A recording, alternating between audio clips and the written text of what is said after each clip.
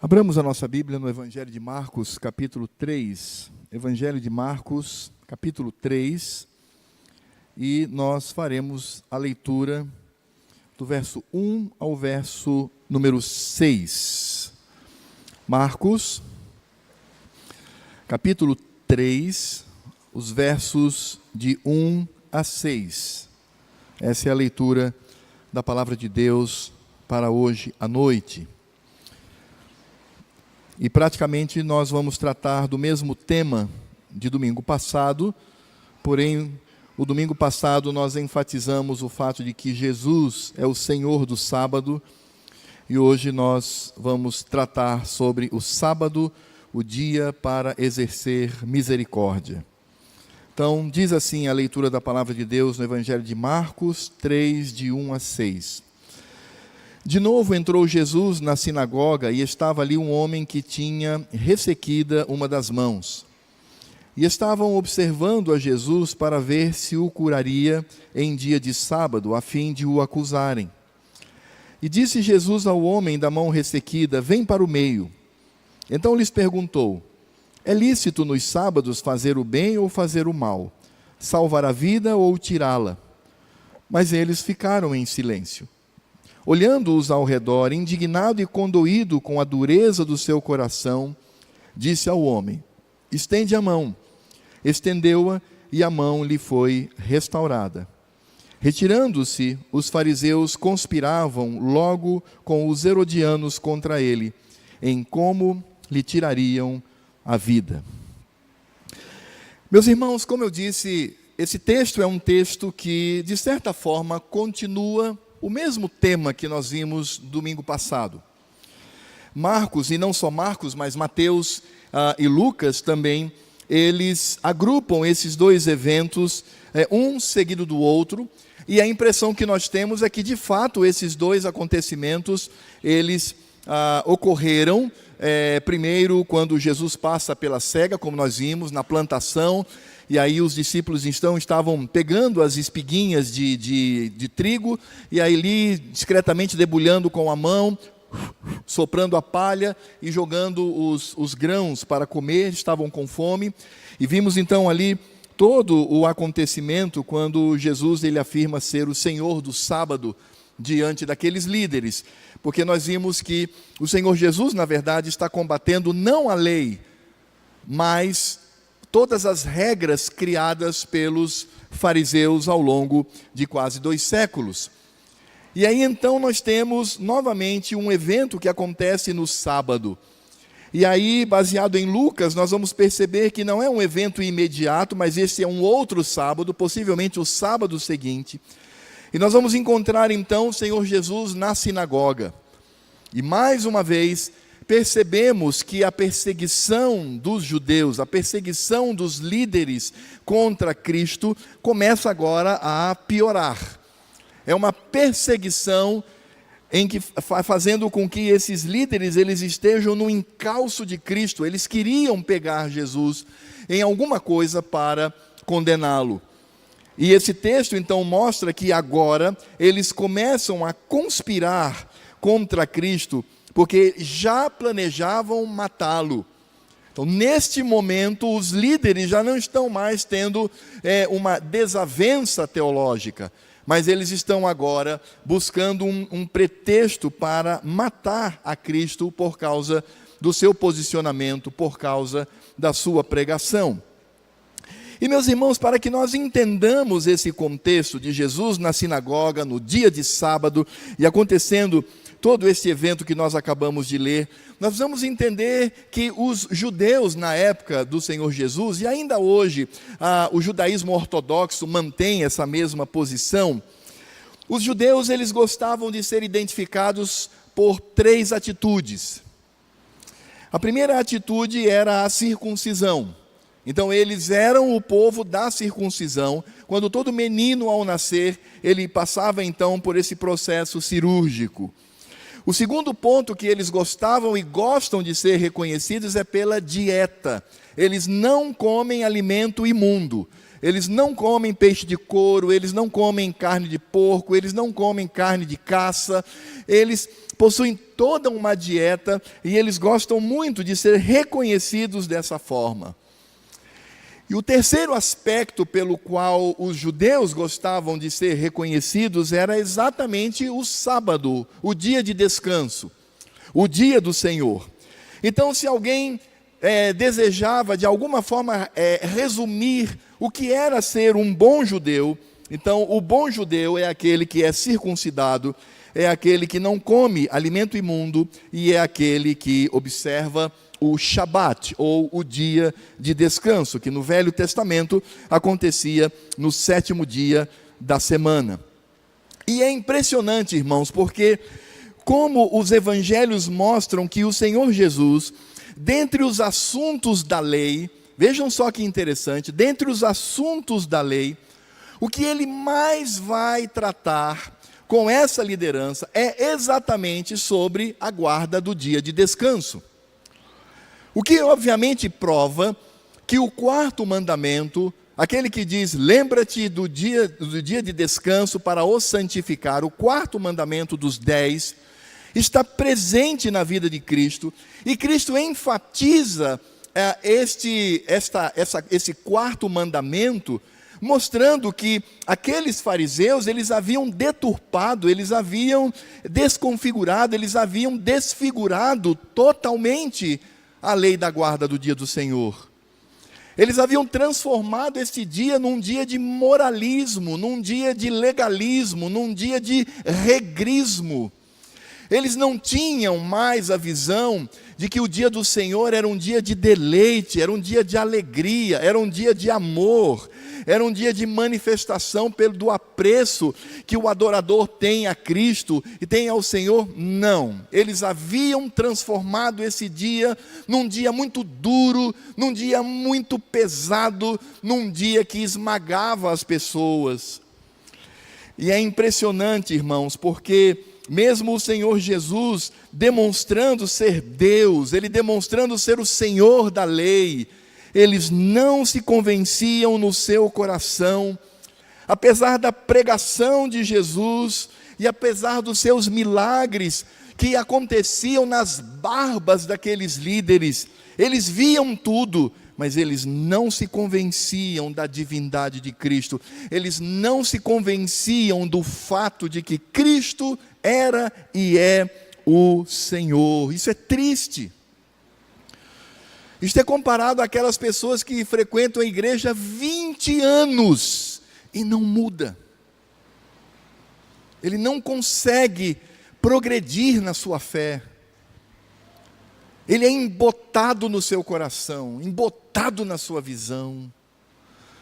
Você pega uma pessoa que se diz crente, há 20 anos ela está na igreja e ele é exatamente a mesma pessoa de há 20 anos.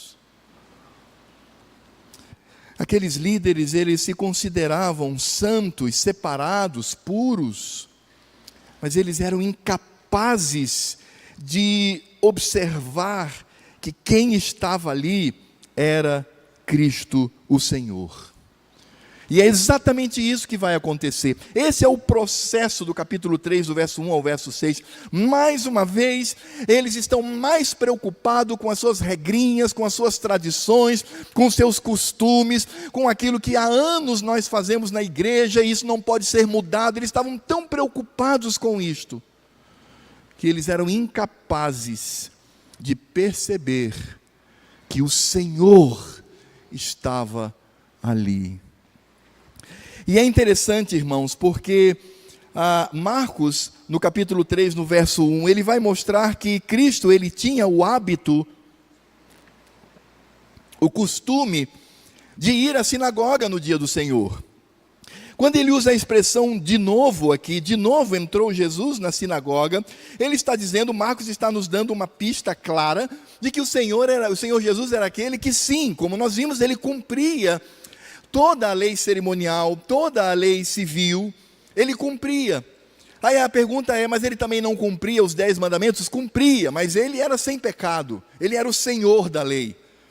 Mas quando nós olhamos a lei cerimonial, a lei civil e a lei moral, o Senhor Jesus então ele cumpria à risca, por isso ele estava ali no dia do Senhor reunido com aquelas pessoas para estabelecer a pregação da palavra. Ele era um rabi, ele era também um mestre, ele poderia, por exemplo, estar ali e pregar, ele poderia tomar o rolo e ler. Então, ele de fato estava em cumprimento daquilo que a lei estabelecia. E é interessante, irmãos, que quando nós olhamos para essa atitude do Senhor, nós vamos ver que mais uma vez, no verso 2, esses líderes, eles querem de alguma forma pegar Cristo para prejudicá-lo. No verso 2 diz, e estavam observando a Jesus para ver se o curaria em dia de sábado, a fim de o acusarem. Isso porque havia na sinagoga um homem de mão ressequida. Que coisa triste! Aqueles líderes, eles não estavam ali reunidos para glorificar a Deus. O intuito dele não foi sair de casa e dizer, Senhor, eu vou agora me juntar aos meus irmãos, e eu vou adorar ao teu santo nome. Não, não, não, Senhor, eu tenho que cumprir, né? Tem que ir, então eu vou. E o que eles tinham como motivação não era a glória de Deus, mas era tentar observando a Cristo, tentar trazer uma acusação que pudesse, de alguma forma, fazer com que ele fosse condenado. É por isso, irmãos, que o Evangelho de Marcos, ele não traz um detalhe que o Evangelho de Mateus, capítulo 12, verso 10, nos traz. Porque quando nós encontramos Mateus 12, 10, o mesmo evento, nós vamos perceber que alguns líderes, ou talvez um dos líderes próximos a Jesus, fez uma pergunta a ele, dizendo, e aí, você vai curar hoje? Está aí o homem da mão ressequida. Eu não sei se os fariseus, os líderes, colocaram esse homem com esse defeito na mão em algum lugar de destaque, para que todos pudessem ver, mas, segundo o Evangelho de Mateus, alguns chegaram próximos de Jesus e talvez tenham sussurrado no ouvido dele, e aí, vai curar, meu amigo? Você vai curar esse rapaz aqui, no dia do Senhor?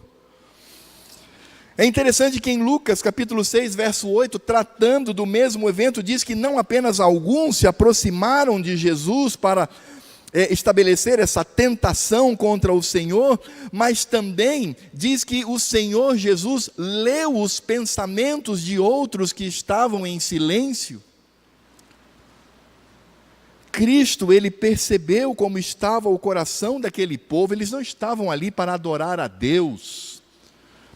Eles estavam loucos para que algo acontecesse, para que pegassem a Jesus e logo o condenassem. Esse era o objetivo dele. Irmãos, mais uma vez eu insisto, é tão triste quando a nossa motivação para o culto não é a glória de Cristo. É só para cumprir uma regra.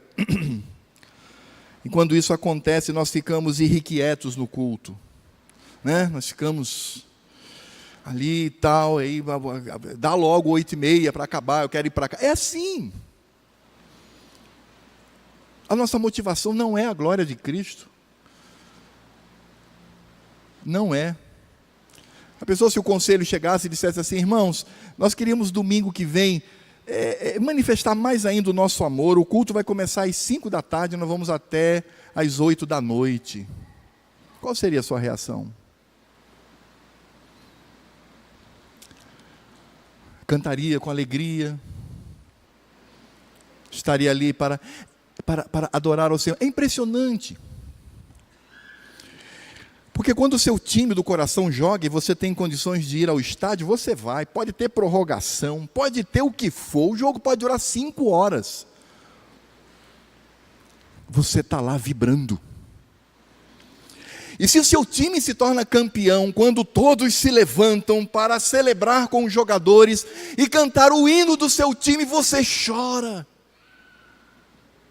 cantando o hino dos seus ídolos. Mas quando vem no culto, e aí, que horas vai terminar isso?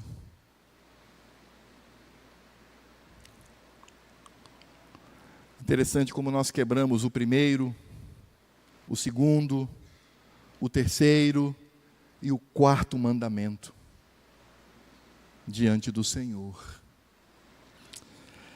Aqueles homens estavam ali não motivados para glorificar, e irmãos, me dói no coração quando eu descubro pela leitura, quem estava ali naquele sábado, naquela sinagoga, era nada mais, nada menos do que o Criador, do que o Deus que eles adoravam, o Deus que eles aprenderam sobre o seu poder, sobre a sua glória, estava ali encarnado, e eles não viam isso, estavam cegos.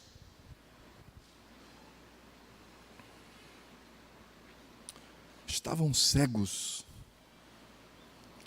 Nós cantamos hoje, não é? Jesus, em tua presença, reunimos-nos aqui, contemplamos tua face e nos rendemos a ti. Nós cantamos, não cantamos isso? Será que vivemos isso de fato no culto? Será que quando eu cantei essa música, isso tocou o meu coração? De Senhor, tu estás aqui, tu estás presente.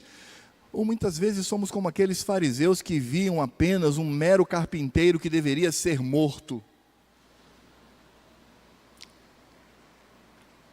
O objetivo deles era acusá-lo. Isso mostra o nível da perseguição e o nível de compreensão que eles tinham acerca de Jesus. E aí o que foi que Jesus fez? Nós encontramos isso do verso 3 ao verso 5. A palavra do Senhor diz que Ele chama para o meio o doente. Ele olha para o doente e diz, vem para o meio. É interessante porque a sinagoga, o ambiente ali de culto e o ambiente de escola, enfim, o mini auditório que eles tinham, formavam um meio círculo, era como um anfiteatro. Então todos se sentavam e ali na frente ficava então o lugar da leitura da Torá, a leitura da lei do Senhor.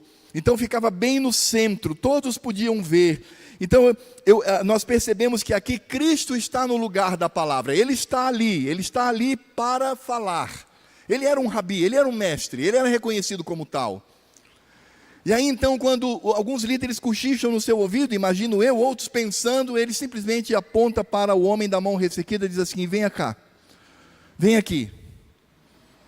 E o traz para aquele lugar. É interessante que o lugar para onde Cristo traz aquele homem era o lugar da leitura da palavra. O lugar para onde Cristo convida aquele homem da mão ressequida era o lugar de onde se lia a palavra de Deus, de onde se ensinava a palavra de Deus. Eu não tenho nenhuma dúvida de que ali estava a palavra de Deus encarnada, o autor de toda a lei, o autor de toda a Bíblia estava ali. E do lugar de onde se lia e de onde se ensinava, ele diz para o homem da mão ressequida, vem até aqui. E ele fica então naquele lugar tão especial. E ali, Cristo faria uma aplicação prática sobre como aquelas pessoas deveriam observar o dia do Senhor, sobre como eles deveriam guardar o dia do Senhor, como eles deveriam amar ao Senhor naquele dia. Ele faria sim uma aplicação prática sobre a guarda do dia do descanso. É interessante, irmãos, que lá em Mateus capítulo 12, do verso 11 ao verso 2, nós vamos encontrar o Senhor Jesus, Ele trazendo um grande desafio para a vida daqueles homens, melhor dizendo. Abra sua Bíblia lá em Mateus 12, e nós vamos ler esses dois versículos. Mateus capítulo 12, versos 11 e 12, diz assim, o contexto é o mesmo, é ali, é a mesma narrativa, o homem está lá, Jesus o chama, etc. Verso 11 diz assim, ao que lhes respondeu, qual dentre vós será o homem que, tendo uma ovelha, e num sábado esta cair na cova, não fará todo o esforço tirando-a dali? Ora, quanto mais vale um homem que uma ovelha? E ele completa dizendo, logo, é lícito nos sábados, nos dias de descanso, nos dias do Senhor, fazer o bem. É interessante porque o Senhor Jesus mostra ali algo tão simples: pessoas são mais importantes que animais. Porque o legalismo, irmãos, a regrinha, ela faz isso. A regrinha, ela desumaniza. Ela não leva em consideração o amor, a graça, a misericórdia. Não leva. Você já viu um legalista chamando a atenção de uma outra pessoa? Ele não conduz aquela pessoa ao amor de Cristo e para amar a Cristo. Não, é só regrinha, é só regra. Você descumpriu, você descumpriu, você descumpriu. Num moralismo oco, humano, sem sentido. Parece um absurdo, mas aqueles homens, de fato, eles valorizavam mais um bicho do que aquele homem com a mão ressequida. Porque era costume na época, e estava nas regrinhas dos fariseus, se um animal caísse na cova no dia de sábado, a pessoa tinha autorização para ir lá e tirar esse animal. Claro, né? Porque mexe no bolso. O animal me dá lucro. É com ele que eu vivo. Então é óbvio que se a minha renda mensal depende dos meus animais, então mesmo que seja no dia do Senhor, eu posso lá e retirá-lo da cova. Agora um homem presente aqui no culto, uma pessoa que está conosco, não, ele que sofra, ele que continue. Essa era a mentalidade deles. E como o Senhor Jesus vai no âmago, vai no coração deste problema, porque nós sabemos que o dia do Senhor foi feito por causa do homem, e não o homem por causa do dia do Senhor. Deus criou homem e mulher, e aí sim, em seguida, estabeleceu um dia de descanso, um dia de deleite, um dia em que as pessoas estariam constantemente na presença do Senhor. 6 dias nos pertencem para o nosso divertimento, para o nosso labor, para o nosso trabalho, para o nosso ganho, e um pertence ao Senhor. Falando talvez mais diretamente às crianças que estão aqui presentes, 6 dias você pode jogar videogame, você pode jogar ao celular, você pode jogar no computador, você pode ver desenho animado, você pode fazer o que você quiser, 6 dias. Mas crianças, um dia o Senhor estabeleceu para ele, onde você deve abrir mão de tudo isso para concentrar a sua cabecinha, a sua mentezinha, o seu cérebro no Senhor. É assim que funciona. É por isso que esse dia foi estabelecido para o homem. O dia de sábado, ou o Shabat, o dia de descanso, não é um fim em si mesmo, mas é um meio. É um meio para que eu esteja demonstrando o meu amor para com Cristo. É por isso que Cristo nos ensina aqui que o dia do Senhor existe para também se realizar a compaixão, a misericórdia. É interessante que lá em Lucas capítulo 13, abra lá a sua Bíblia, em Lucas 13, do verso 10 ao verso 17, nós encontramos um outro evento, mas muito semelhante. Lucas capítulo 13, a partir do verso 10, ora ensinava Jesus no sábado numa das sinagogas, viu só? Ele era rabi, ele era um mestre. E veio ali uma mulher possessa de um espírito de enfermidade. Havia já 18 anos, andava ela encurvada, sem de modo algum poder endireitar-se. Vendo a Jesus, chamou-a e disse-lhe: mulher, estás livre da tua enfermidade. Só isso. Mulher, estás livre da tua enfermidade. Imediatamente, porque ali estava o Deus Todo-Poderoso, aquela mulher ficou curada. E impondo-lhe as mãos, ela imediatamente se endireitou. E olha só, dava glória a Deus. A atitude de Cristo fez com que ela o glorificasse, assim como glorificasse ao Deus Pai. Existe coisa melhor do que isto, uma atitude no dia do Senhor, que leva a pessoa a glorificar a Deus, porque foi para isso que esse dia foi instituído. Agora, olha o chefe da sinagoga no verso 14, indignado, mas assim, com raiva de ver que Jesus curava no sábado, disse à multidão, ele nem falou para Jesus, ele se virou para o povo e disse assim: 6 dias há em que se deve trabalhar, vinde pois nesses dias para serdes curados, e não no sábado.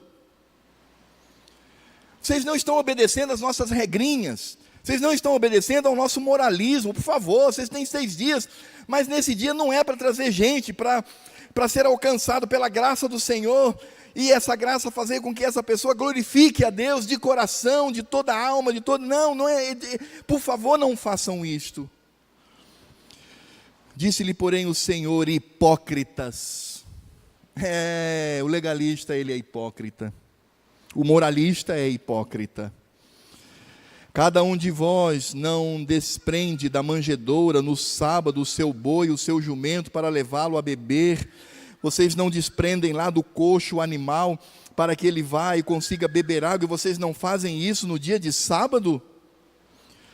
Por que motivo não se devia livrar deste cativeiro em dia de sábado, em dia do Senhor, o dia da libertação, o dia da alegria, o dia da glória de Deus, o dia da lembrança do Senhor, esta filha de Abraão, a quem Satanás trazia presa há 18 anos.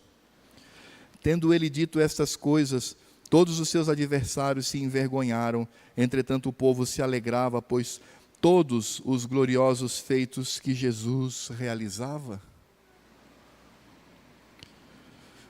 O que Jesus está fazendo aqui não é destruindo o sábado, não é dizendo não temos mais que guardar o dia do Senhor, pelo contrário, Ele está trazendo novamente o que isto significa. É como se você visse alguma coisa cheia de poeira, e aí você começasse a limpar, a passar um pano, a tirar aquele pó, e de repente você descobre algo tão precioso, tão bom, tão querido, que estava debaixo daquela carga de poeira. Essa poeira são as regrinhas, é o moralismo que aqueles líderes criaram ao redor do sábado, e nós vimos isso semana passada. Por que eles fizeram isso?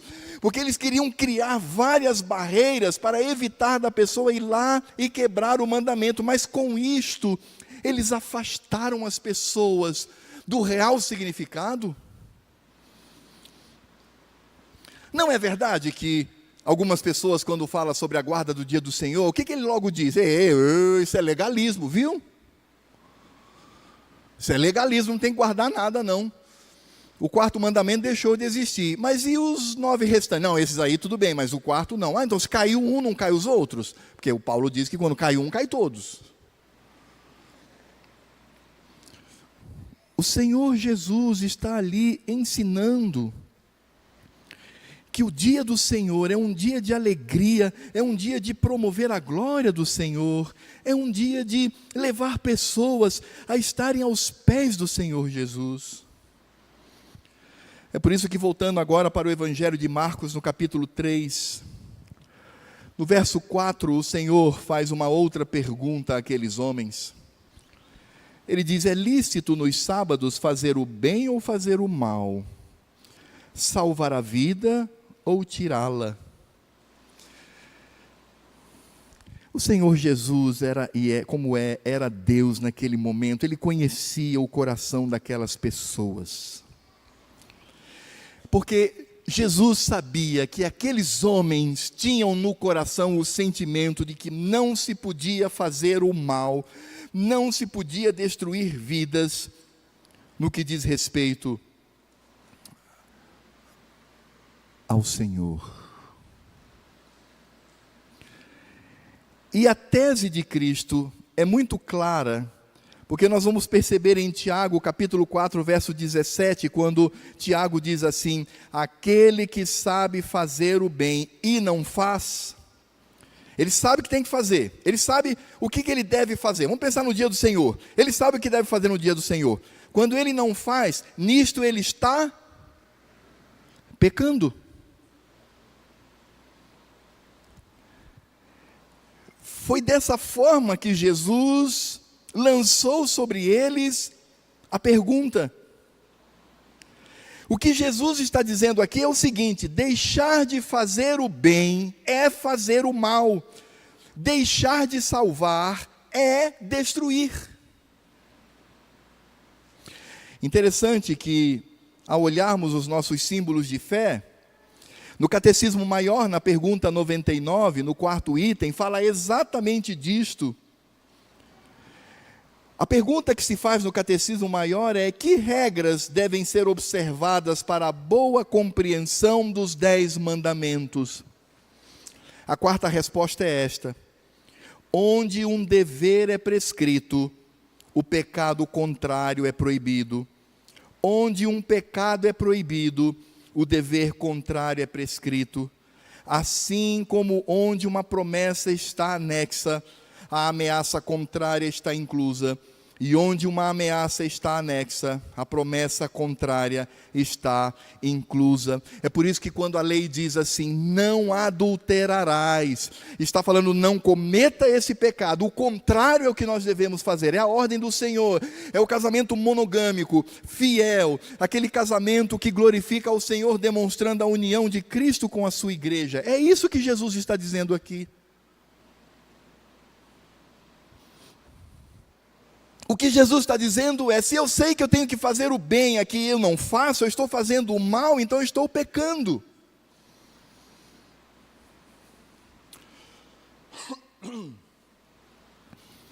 É a mesma coisa quando no domingo você fica em casa quietinho e não vem para o culto. Eu não estou fazendo nada. Entenderam? Mas isso é pecado, porque o contrário deve ser feito. Foi essa maneira que Jesus apertou aqueles líderes. E aí? Devo deixar de fazer o bem? Se eu deixar de fazer o bem, eu não estou fazendo o mal? Foi isso que Jesus disse. Se eu deixar de salvar uma vida, eu não estou destruindo essa vida? Essa é a pergunta. É lícito nos sábados fazer o bem ou fazer o mal? Salvar a vida ou tirá-la? E é interessante porque as Escrituras falam que eles ficaram em silêncio. Sabe por que eles ficaram em silêncio? Porque eles tinham um coração duro, endurecido. E isso mostra que Jesus ficou ao mesmo tempo irado com eles e condoído pela situação degradante. A palavra do Senhor aqui no verso 5 de Marcos 3 diz: olhando-os ao redor, Jesus passa a vista sobre todos, um silêncio absoluto, um silêncio tumular, e Jesus passa os olhos sobre todos eles.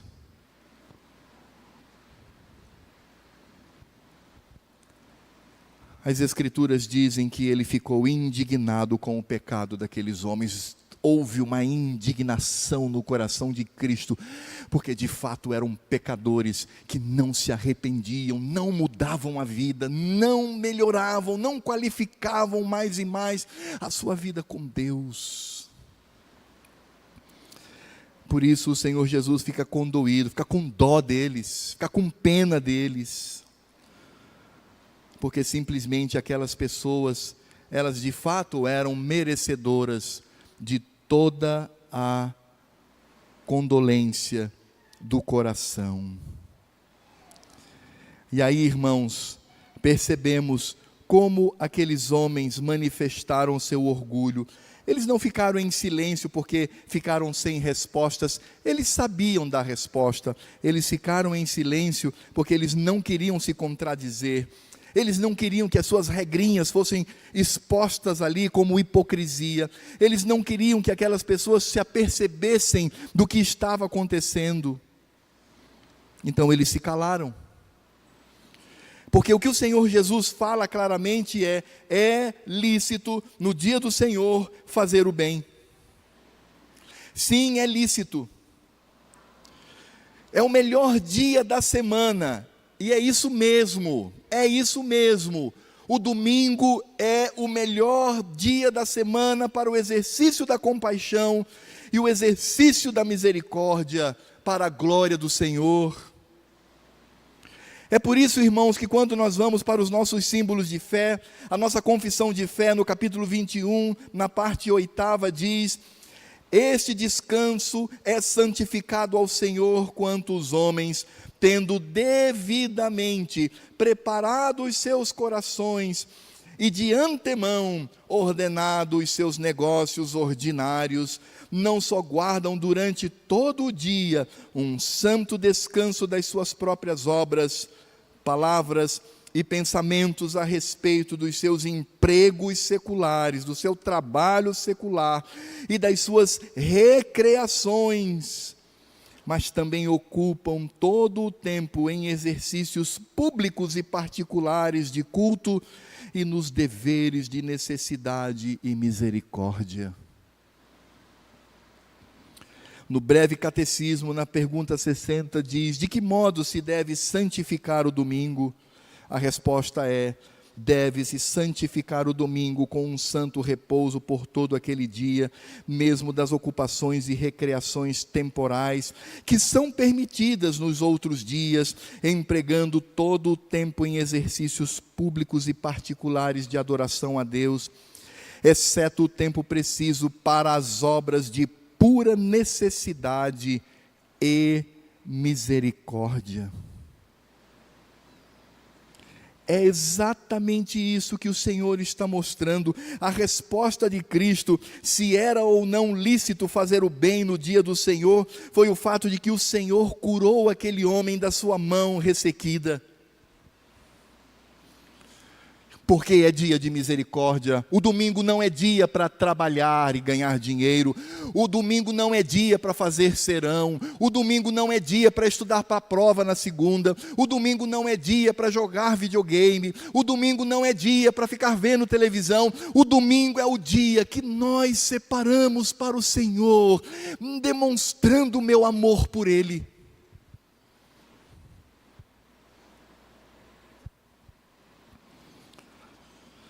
É como aquele marido que diz para a sua esposa: querida, sexta-feira eu preparei um jantar, nós vamos sair para jantar juntos, nós vamos comemorar 20 anos de casamento. E aí quando chega no horário, o marido chega em casa, toma um banho, se prepara, e quando vai ver a esposa, ela está assistindo novela. Ele pergunta: meu amor, não tínhamos acertado que hoje era um dia especial? Ah não, é especial, tá bom, beleza, valeu, 20 anos, né? Que bom, agora deixa eu ver minha novela.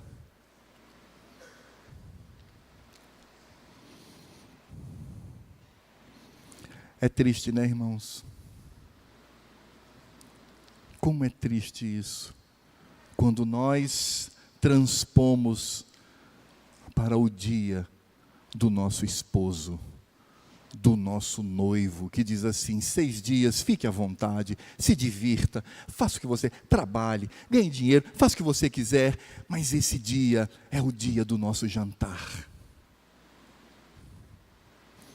Esse dia é o nosso dia. Você será só para mim e eu serei só para você.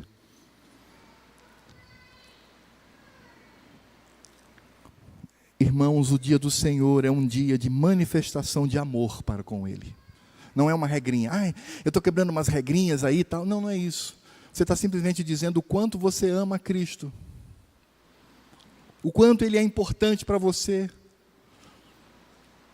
Porque eu duvido que você ficasse tranquilo com esse tipo de reação do cônjuge, num dia todo especial, programado durante um mês, por uma saída de um jantar, uma noite a 2, e ela simplesmente, ou ele simplesmente descabelado diante da televisão, vendo uma novela, dizendo: não, eu não vou não, deixa eu ficar aqui. Então, não vou não, ontem eu fiquei meio dia todo sem fazer nada, não estudei, agora eu preciso estudar, tenho que estudar para uma provinha que eu vou fazer amanhã, um testezinho, um teste psicotécnico que eu vou fazer amanhã. Não vai dar para ir para o jantar não, viu meu amor, eu vou ficar aqui estudando. Como assim?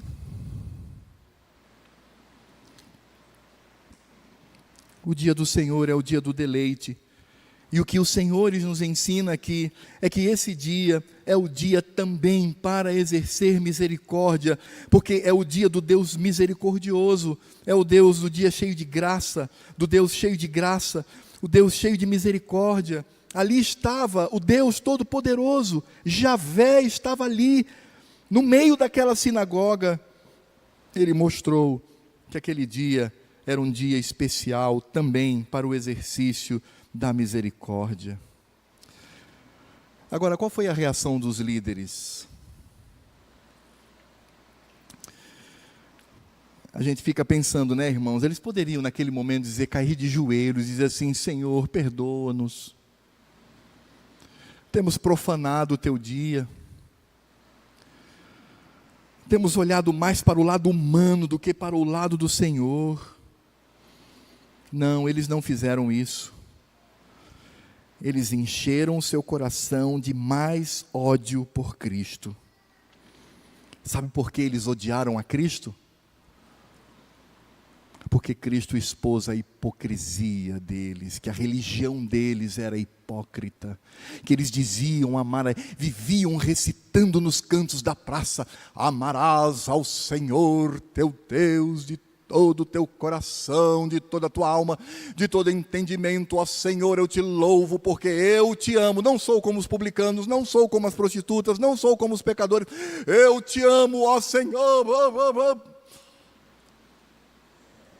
E o Deus Todo-Poderoso veio e expôs a carniça, a podridão que era a religiosidade daqueles homens. Por isso eles odiaram a Cristo. Eles não estavam preocupados na promoção da glória de Deus, eles não estavam preocupados no avanço do reino de Deus, não, eles estavam preocupados com as suas questões religiosas.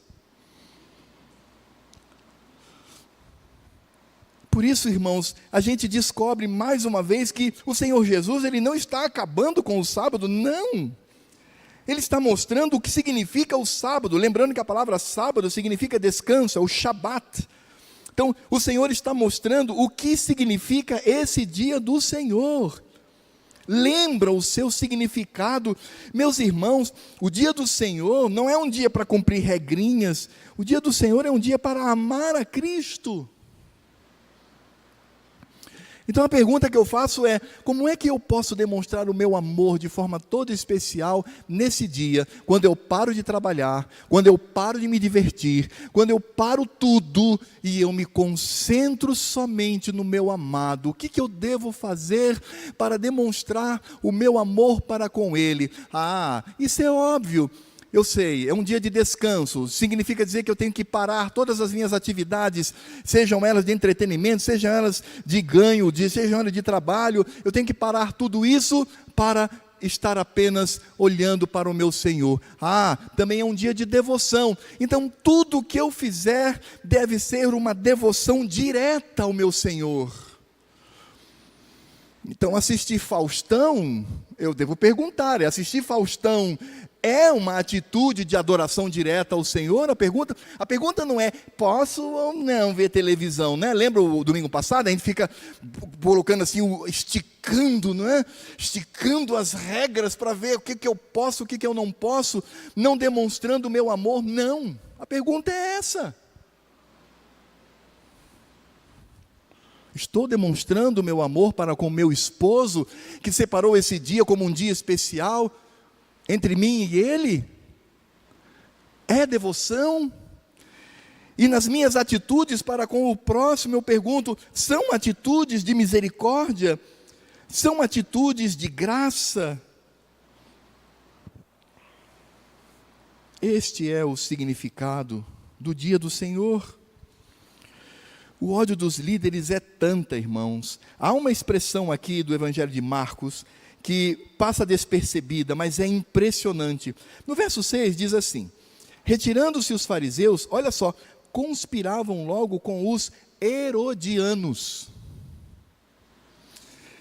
Quem eram os herodianos? Herodianos eram uma facção, como se fosse uma facção política. Os herodianos, eles eram apoiadores diretos de Herodes, e apoiavam diretamente o Império Romano. Então os herodianos, eles tinham uma posição de destaque do ponto de vista político diante do Império e diante de Herodes. Os fariseus, como nós vimos domingo passado, que vieram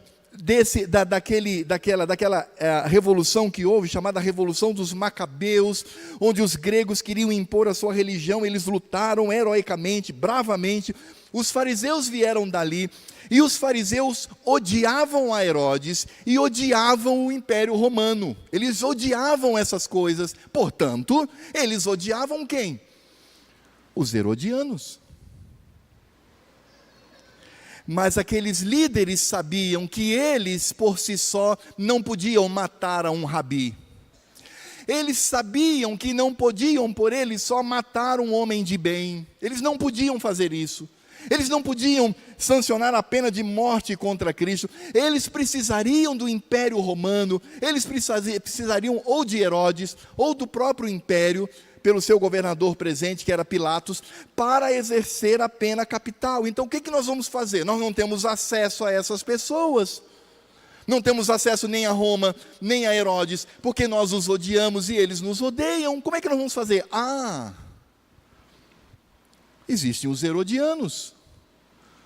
Existe um partido político que podemos utilizar para isso. Então, o que eles fazem? Eles se aproximam dos herodianos, possivelmente, como nós vamos encontrar no próprio Evangelho de Marcos, no capítulo 12, verso 13, quando novamente os herodianos parecem, eles dizem, olha, esse Jesus aí está colocando em risco Roma, está colocando em risco a Herodes, nós temos que matá-lo. E eles se juntam então a esses herodianos, simplesmente porque querem matar a Cristo.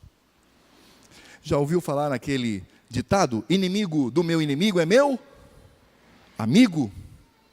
Então nós vamos fazer isso. Eles não tinham autoridade para matar a Cristo, até porque o povo gostava muito de Jesus. Eles então se unem com aquilo que eles mais desprezavam para destruir a Cristo.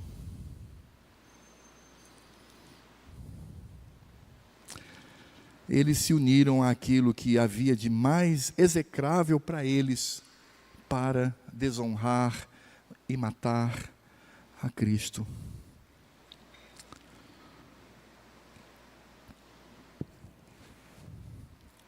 Meus irmãos, é assim, quando um crente, ele quebra o quarto mandamento, quando ele quebra o dia do Senhor, o domingo, ele se une ao mundo, porque ele quebra o dia do Senhor por causa dos prazeres, do ganho, do lucro, do mundo.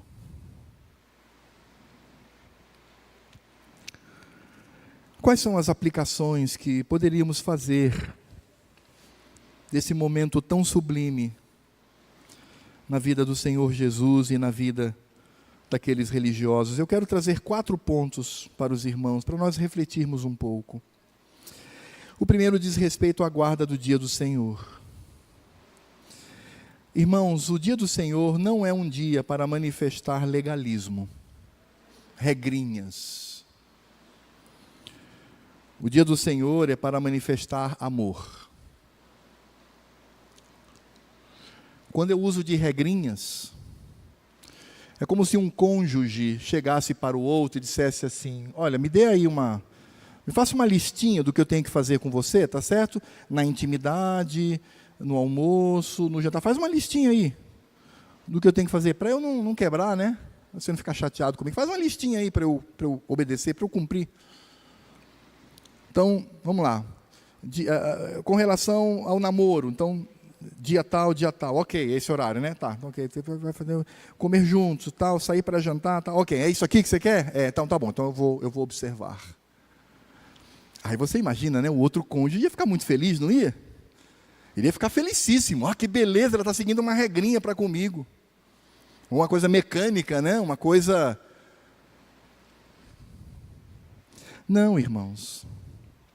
O dia do Senhor não é para legalismo, não é para regrinha, não. O dia do Senhor é amor. Eu manifesto o meu amor.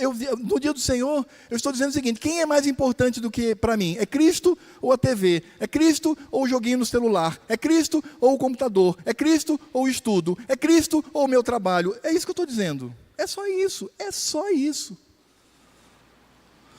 é uma manifestação de amor. Meus irmãos, existe uma diferença muito grande entre moralismo. Moralismo são regrinhas para os seres humanos, é humano. Então eu crio lá uma série de regras, né, de ética, de moral, para os seres humanos, isso é moralismo. Agora, moralidade bíblica é Cristo.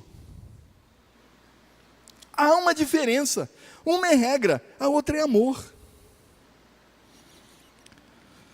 É por isso que o dia do Senhor é o dia para descanso dos meus trabalhos, né, remunerados. É um dia de devoção, então, escola dominical eu estou aqui, no horário, no culto também. Perceberam que o nosso culto começa na hora? Perceberam isto, né?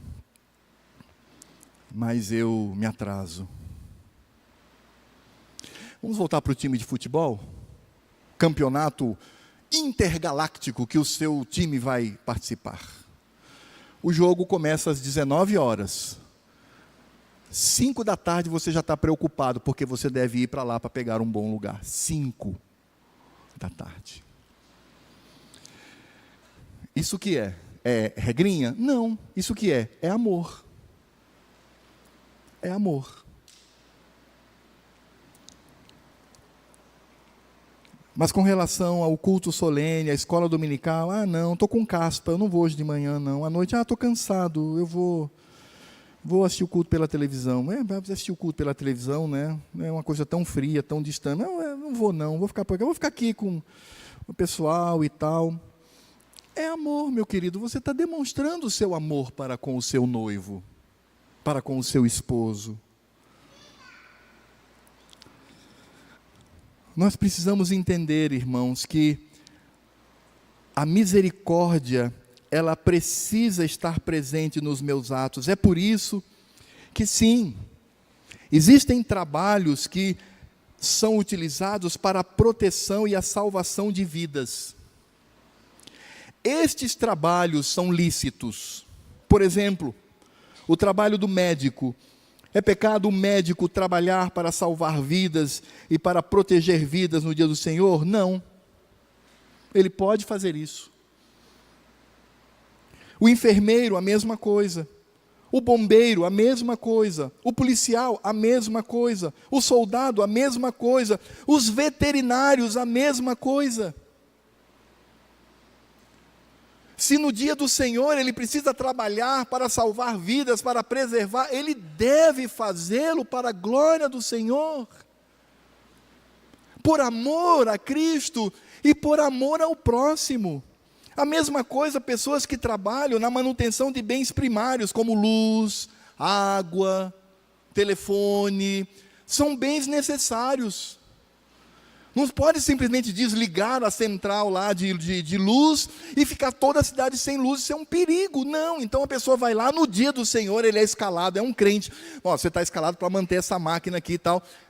Isso é lícito, porque ele não está fazendo isso, ele não tem que pensar, eu vou fazer isso porque é remuneração, eu vou fazer isso porque é a minha escala. Não, que bênção, Senhor, eu vou fazer isso porque eu vou preservar vidas, porque eu vou usar de misericórdia. Até um reparo de emergência em casa. Você está em casa ou o seu vizinho está lá desesperado, saindo água por tudo quanto é lado. Você vai, o que foi que houve, vizinho? Rapaz, estourou um cano aqui, eu não sei o que faço. Não, peraí, eu tenho aqui o material. Você pega o seu material, vai lá no seu vizinho, você vai lá, cava a parede e corta o cano, bota cola, tal, emenda, depois fecha tudo de novo com cimento e tal, resolve a questão. Que bom, você olha no relógio, eita, já foi o horário do culto. Aí você deve pensar assim, Senhor, pequei. Claro que não. É óbvio que não. Porque o dia do Senhor é para o exercício da misericórdia.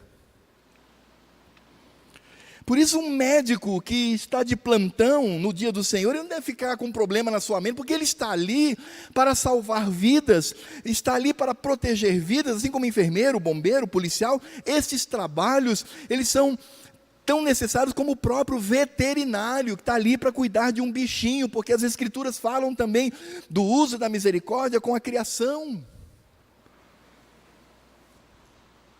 Agora é claro, né, meus irmãos, todavia nós não podemos usar isso para, não, então agora eu vou fazer serão, porque serão tem que achar alguma coisa terminar em misericórdia, eu tenho que achar alguma coisa. Então eu vou trabalhar, o meu chefe me chamou para trabalhar. Vou lá, então então estou sendo misericordioso com o meu chefe.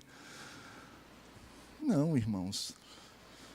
Percebe como nós somos tendentes ao legalismo? Então vou achar alguma coisa. Então já que, peraí, eu aprendi que atos de misericórdia podem, então eu tenho que ser misericordioso comigo mesmo. Estou tão cansado, minha família está tão cansada. No dia do Senhor nós vamos à praia, nós vamos ao shopping, vamos assistir um cinema. Viu como nós somos legalistas? Nós entendemos o seguinte, irmãos: qualquer atividade que pode esperar pela segunda-feira, ela não pode ser feita no domingo.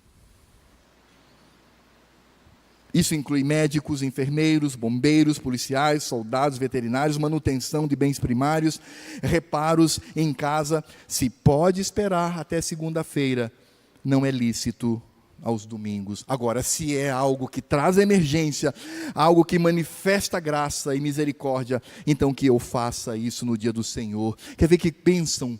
É você fazer visitas no dia do Senhor. Seria hospital, a casa do irmão, seja como for, isso é lícito, porque glorifica o Senhor. Cristo exerceu misericórdia naquele dia que era o seu dia, junto com o Pai. Por isso, precisamos observar o dia do Senhor como uma manifestação de amor para com Deus. Irmãos, o nível do meu amor para com Deus também se demonstra na maneira como eu trato o dia do Senhor e o culto solene. E não adianta espernear, meu irmão, não adianta. Não adianta. Lembra do marido e mulher lá? Do jantar? Do dia do jantar? Lembrou lá? É a mesma coisa. Também, irmãos, nós precisamos aprender com Cristo a nos indignar contra o pecado. É isso que diz aqui. O Senhor, no verso 5, diz que Ele ficou indignado e ao mesmo tempo condoído. Sabe, irmãos, às vezes nós estamos tão cauterizados no coração que não nos indignamos mais contra o pecado. A gente percebe que a igreja, há pessoas que estão em pecado, nós sabemos disso, mas sabe o máximo que eu faço? É simplesmente repassar aquilo em forma de fofoca. Eu não trato aquilo corretamente. Qual é a maneira correta de tratar? Eu vejo o irmão que está em pecado, eu vou a ele, converso com ele.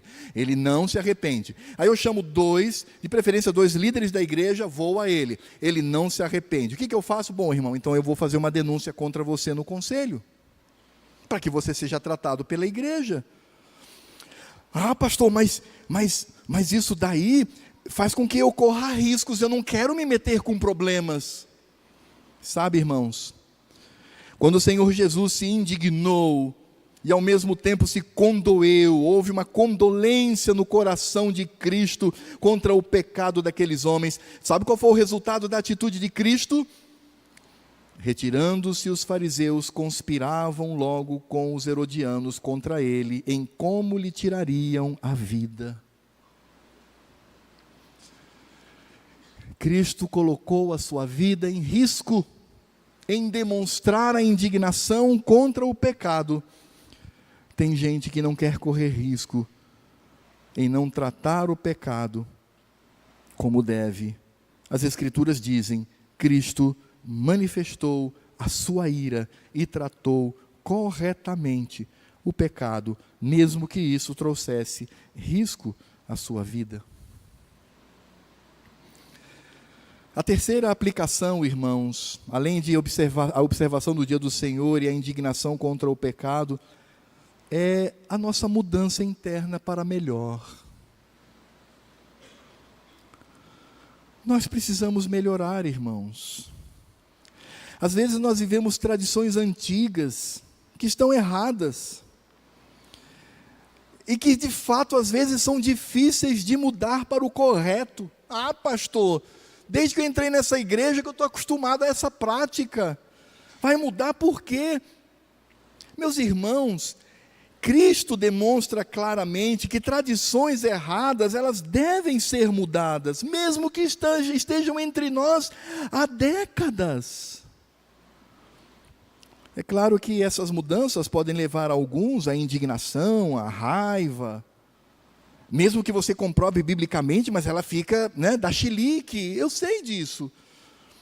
Mas a nossa oração deve ser: Cristo, alinha o meu coração nas Escrituras, porque às vezes, irmãos, mesmo ouvindo a Cristo, o nosso coração se torna cauterizado contra os erros em nome de uma tradição que é errada. As tradições que são corretas, é tranquilo, são bem-vindas, mas aquelas tradições que descobre-se biblicamente que elas são erradas, elas precisam mudar. Foi isso que Cristo fez aqui. Irmãos, imaginem que o Senhor Jesus Cristo, como o Senhor da lei, Ele aqui combateu uma tradição de 2 séculos. 2 séculos de tradição das regrinhas quanto ao sábado. Cristo foi lá e disse: está errado. Isso é hipocrisia. Não deve ser assim.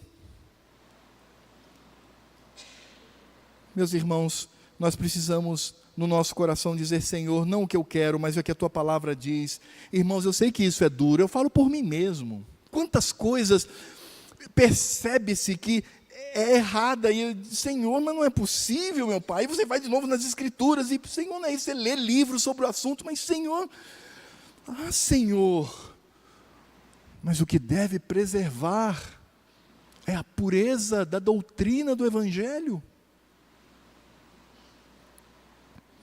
Mesmo que tenha 2 séculos de tradição, como foi o caso de Cristo aqui, no uso da misericórdia no dia do Senhor.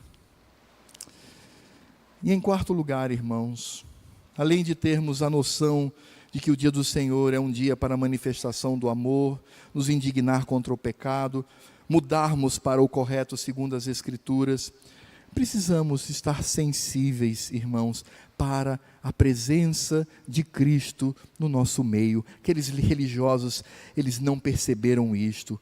Cristo está no nosso meio. Meus irmãos, há tantos na igreja que cauterizam o coração, perdem a noção de quem é Cristo e do que é o Evangelho. Tratam a Cristo como os idólatras tratam a Cristo como as seitas tratam a Cristo como religiões escusas imitam essas pessoas. Elas não conseguem entender a presença do Senhor, do Deus Todo-Poderoso, hoje, obviamente, pelo seu Espírito no nosso meio. Por isso, as pessoas que não têm noção de quem é Cristo, de que Ele é Deus, e de que eu devo tratá-lo como Deus sobre todas as coisas. Quando eu não tenho esta noção, eu quebro constantemente os 4 primeiros mandamentos, porque eu vou colocar outros deuses diante do Senhor, eu vou dizer que outras coisas são mais importantes do que Ele, eu vou construir ídolos no meu coração, eu vou profanar o nome dEle, eu vou quebrar, eu não vou observar, eu não vou guardar o dia do Senhor, o domingo, e consequentemente, irmãos, eu vou também fazer isso com o meu próximo. Então eu não vou honrar a liderança e os meus pais, eu vou odiar ao meu irmão, não vou amá-lo, mas vou odiá-lo, eu vou ser adúltero, vou cometer pecados de ordem sexual, eu vou ser um ladrão, eu vou ser uma pessoa cuja língua vai destruir os meus irmãos, eu vou cobiçar as coisas dos meus irmãos. Eu vou quebrar tudo isso. E o que significa quebrar os 4 primeiros mandamentos? Eu não amo a Deus. O que significa quebrar os 6 últimos mandamentos? Eu não amo ao meu irmão. E por que eu faço isto? Porque simplesmente eu não tenho a visão de quem é Cristo. Eu não tenho essa visão. Quem é Cristo para você? Meu Salvador. Que mais? Amigo. Que mais? Alguém que veio há 2000 anos. Que mais? Ele é Deus. Mas sabe aquela coisa desinchar a vida?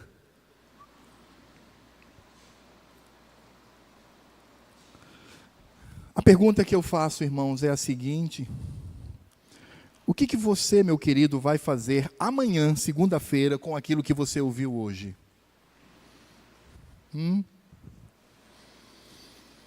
Haverá mudança no seu coração? Você sente que Cristo veio e quebrantou o seu coração e ao mesmo tempo concede graça e misericórdia para edificá-lo? Amanhã você será diferente de hoje ou você vai viver a mesma miséria? Sabe, irmãos, existem dois tipos de crentes, ou que se dizem crentes. Um grupo é aquele que só reclama das mensagens, só reclama do culto, só reclama da igreja, só reclama dos crentes, só reclama, só reclama, só reclama.